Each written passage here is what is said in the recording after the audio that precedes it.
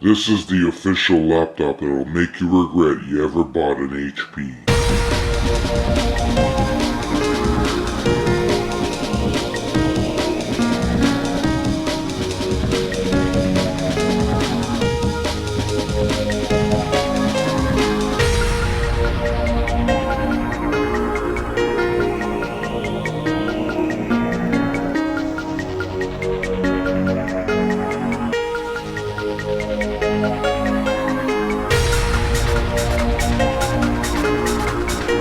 This is an HP Pavilion dv6000, and the dv6000 and the dv9000 series are notorious for crapping out on you, especially the dv9000 with their I don't know, unreliable ticking time bomb motherboards, where you probably use it one day, it's fine, and then the next day you turn it on and it's completely dead.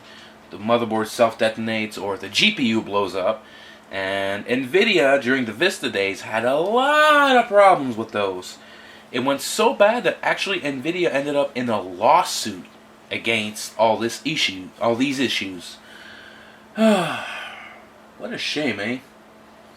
But at least this dv6000 does not have that GPU, but it still has that, I don't know, ticking time bomb motherboard. But by that time, if it still works, it should be fine. But there were a lot of failures, and a lot of customers who bought these machines were very unsatisfied.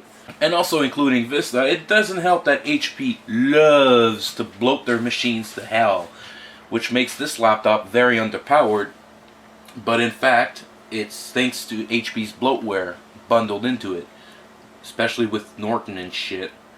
But at least this one seems to be a good survivor. At least we're going to be able to turn it on and do some, you know, check out a few things, and yeah, we'll take it for a tour, take it for a drive. But first, I can't take it for a drive without showing you the ports and connectivities on that. So first thing we'll notice is at the very, very top we have a power button, and those are touch sensitive hotkeys, and they're pretty responsive. Those were actually reliable. The speakers are powered by Altec Lansing. We have a trackpad that's actually been very used, and we have this little button right here which turns on and off the trackpad. Over here we have our status LEDs from left to right, power, battery, and hard drive. Over here we have our wireless switch to be on or off. Here's the infrared sensor for the HP, well, they pretty much bundled remote controls for HP media centers. I don't think I have this one actually. We have a microphone, headphone, and SPDIF connector, believe it or not. And for some reason it says 1, 2. So maybe we have SPDIF and another headphone jack. So maybe you can share music with your friend. Normally HP would ship their remote, and you can actually shove it in this express card slot, which actually could come in handy and you wouldn't lose it. But a lot of people ended up not using it, and the remote controls were a piece of shit anyways. Over here we have our DVD burner, one USB port, and the connector for the power in. And the light, well, the blue LED lights up to show you it's charging. Over here we have, I think it's a S-Video out, a VGA output, an expansion port 3, an Ethernet and a modem. There was probably something here. 2 more USB, a mini FireWire, and your place to hold the SD card, probably a Sony thingy too, and an XD card. So a multi-card reader right here. So now that we've done the overview, let's start it up and let's take it for a tour. So this laptop has an 80 gig hard drive, 1 gig of RAM, and a Celeron M piece of shit CPU. It probably shipped with 1 gig because it's Vista, Windows Vista. It didn't have the Vista Basic logo, which would ship with 512 megs.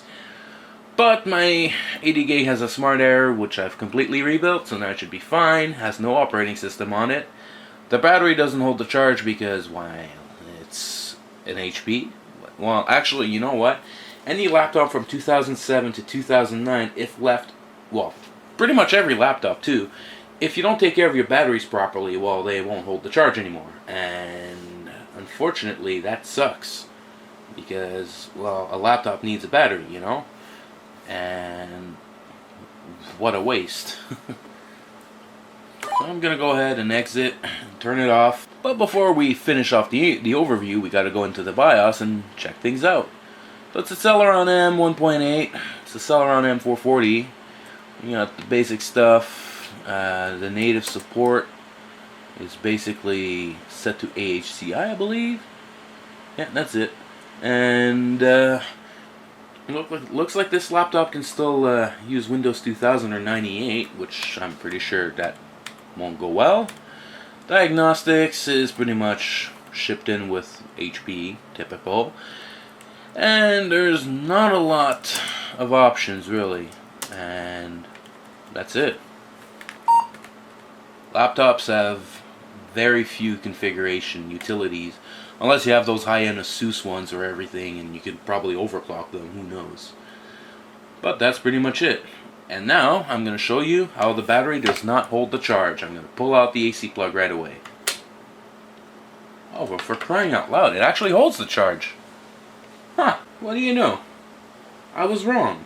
So there we have it. We have our HP Pavilion dv6000 right here, which is a survivor, which is great. And yeah, it's been with the Celeron M, I think it's more of a budget laptop. I'm aware that there are later versions like the DV4, which is a smaller version of the dv6000, but for that time, thanks to HP's bloatware and quick manufacturing process, a lot of them ended up going to the scrapyard. Same with their bigger brother, the dv9000. So if you have any questions, comments, anything I've overlooked or not looked at, or if you have a story you want to share for this machine, please feel free to leave a comment down below. And as usual, until next time, take care.